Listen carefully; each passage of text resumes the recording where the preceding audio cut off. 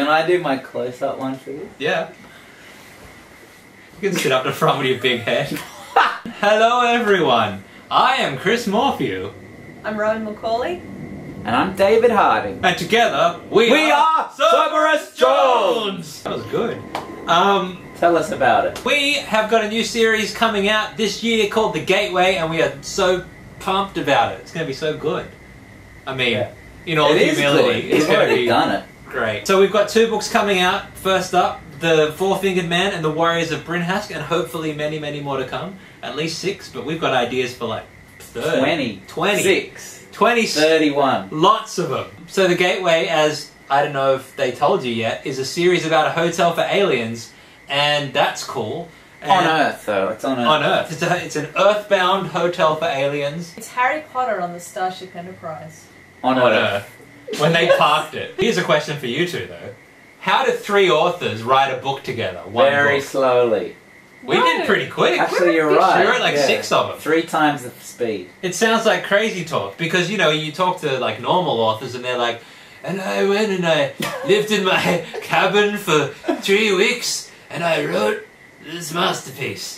And it's like, you know, it's all about how they're alone and no one understands them. But you guys understand. Like, I can call up and be like, hey, Rowan, you know that problem? Hey, David, you know that thing that I'm meant to be writing? What is that? And then you tell me. Yeah. So we all get together, we have a meeting, we talk about what's the next book going to be, how does it fit into the big picture of the series, and then I go away and I write it.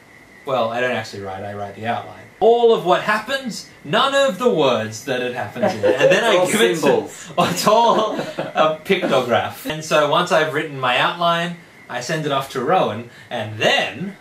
Then I call Chris and I give him all my questions and we discuss all the bits that I don't get, like how did we make the transition from here to here, and how are characters feeling, and what can I change to make sense in my mind. And once I've got all my questions sorted out, I go away and I write it, and I put in about 50,000 adjectives, and I spend a lot I didn't put any of those in my outline. Adjectives are for jerks.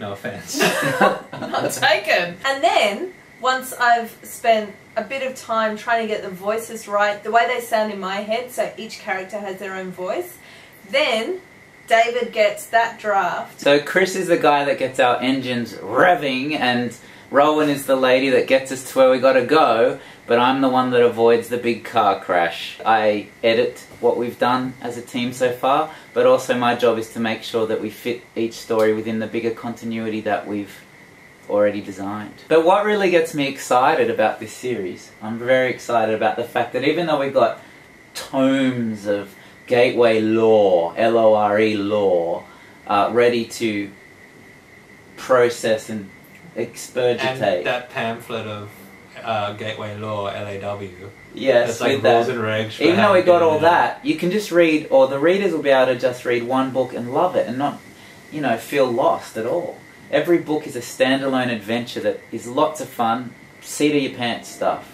But if you read every book, especially in order, there's such a big payoff. There's a safe in Amelia's room that you can't open, and it's covered by a painting of the original owner who disappeared under mysterious circumstances. And then there's this lady Naomi, who we don't even meet. We don't even meet her. Well, James does and has a bit. Oh yeah, that's right. But she's very big in the story. And then we have, you know, Krushkin, who gets mentioned, who makes everybody shudder, but we don't know who he is. And Tom, the Four-Fingered Man himself. Ooh, yeah. One of the main characters, but in the first book we just think he's some creepy dude that lives in a shack, really. And he still kind of is, yeah, but he's got other attributes. You know what I'm excited about? What? I'm excited about writing a big, awesome sci-fi series full of aliens, but also that it's not just a big, awesome sci-fi series full of aliens, because it is that mix of awesome, explodey sci-fi, plus it's grounded in reality and the characters are real people in real places. This is an alien series, but it could happen to anyone. And I think the stuff where it's grounded on Earth, because it's not in a spaceship, it's not on a foreign alien planet, because it's really happening on Earth, I think it actually makes the adventure better. Right. Zac Power, as much as I love him, he's like a Superman, so you always kind of know that he's going to be fine. Amelia and Charlie are just these regular kids. We wanted to have exciting stories with heaps of action and really interesting ideas for the kids. But we didn't want books where they'd read them once and once they knew how the story ended, they'd never need to go back. It was really important to us that we built a solid world that kids would want to keep going back to.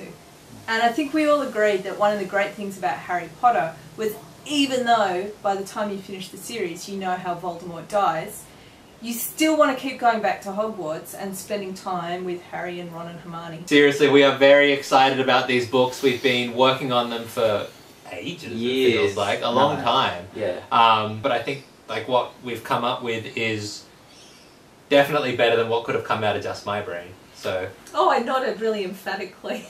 But I thought you were going to say out of any individual brain. Thank you. Good night.